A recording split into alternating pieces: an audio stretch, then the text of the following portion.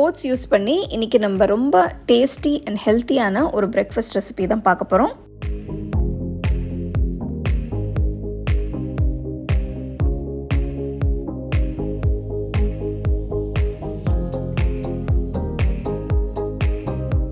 எல்லாருக்கும் வணக்கம். நான் Hema Subramanian. Welcome to home cooking Tamil.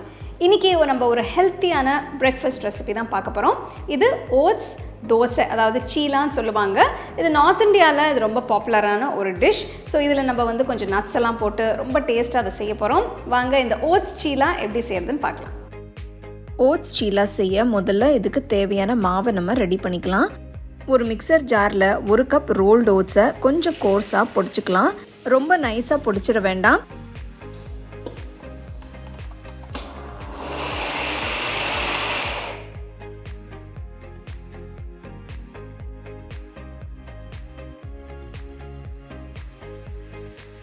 ஒரு பெரிய பவுலில் பொடிச்ச ஓட்ஸை எடுத்து வச்சுக்கலாம். பொடிச்ச ஓட்ஸில் 1 கப் தண்ணி ஊற்றிக்கிறேன்.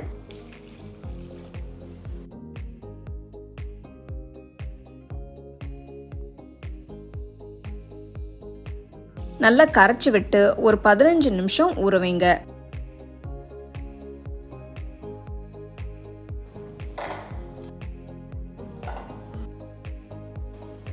ஒரு மிக்சர் ஜாரில் 1/2 கப் வால்நட்ஸ் எடுத்து இதையும் கொரப்பாக பொடிச்சுக்கோங்க.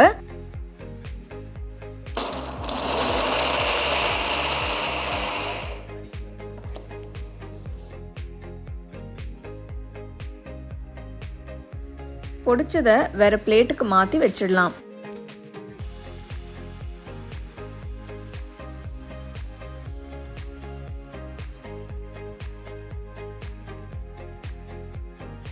பதினஞ்சு நிமிஷம் ஆயிடுச்சு. ஓட்ஸ் தண்ணி எல்லாத்தையும் இழுத்து கெட்டியாக ஆயிடுச்சு. இப்போ இன்னும் கொஞ்சம் தண்ணி ஊற்றி மிக்ஸ் பண்ணிக்கலாம்.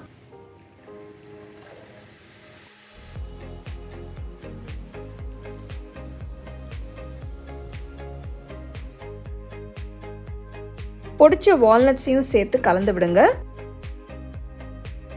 பொடிசா நறுக்கின ஒரு வெங்காயம், பொடிசா நறுக்கின ஒரு துண்டு இஞ்சி, பொடிசா நறுக்கின ஒரு பச்சை மிளகாய், 1 டீஸ்பூன் உப்பு, 1/2 டீஸ்பூன் மஞ்சள் தூள், 1 சிட்டிகை பெருங்காயத்தூள், 1/2 டீஸ்பூன் சீரகம், நறுக்கின கருவேப்பிலை, நறுக்கின கொத்தமல்லி எல்லாத்தையும் சேர்த்து நல்லா கலந்து விடுங்க.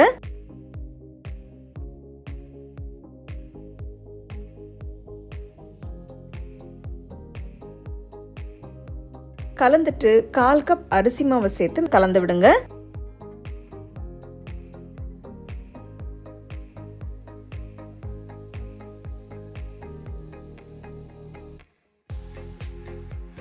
ஒரு 5 நிமிஷம் ஊற விடுங்க.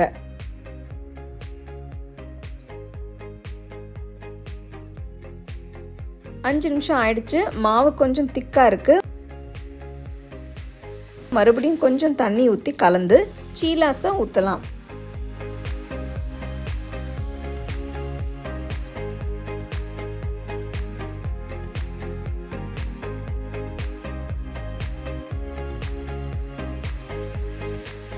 ஸ்டோவ்ல ஒரு தவா வச்சு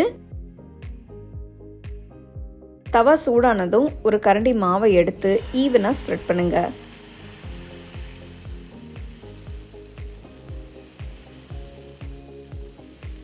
சுத்தி கொஞ்சம் நெய் ஊற்றலாம். நெய் இல்லைன்னா நீங்க எண்ணெய் கூட ஊற்றி செய்யலாம்.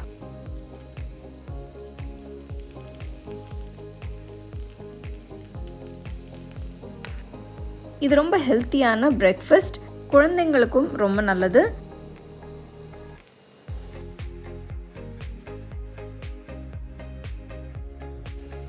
ஒரு பக்கம் வெந்ததும் மெதுவா திருப்பி போட்டு அடுத்த பக்கம் வேக வைக்கலாம். ஸ்டோவை மீடியம் ஃப்ளேம்லேயே இருக்கட்டும். 2 பக்கமும் நல்ல ஒரு கோல்டன் ப்ரௌன் கலர் வந்ததும் எடுத்து பிளேட்டுக்கு மாற்றிடலாம்.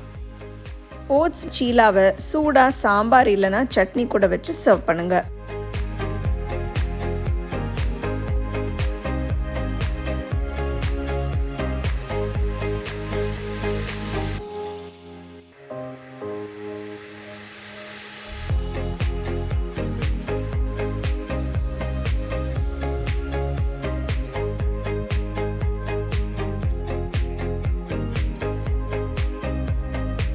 ஸோ இன்றைக்கி நம்ம ஒரு நல்ல healthy fibre rich breakfast recipe தான் பார்த்துருக்கோம்.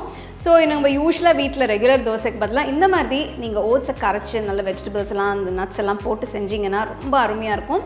இது நீங்கள் செஞ்ச நல்ல ஒரு 2-3 சட்னியை வச்சு சர்வ் பண்ணிங்கன்னா பிரமாதமாக இருக்கும். கண்டிப்பாக ட்ரை பண்ணி ரசித்து சாப்பிடுங்க.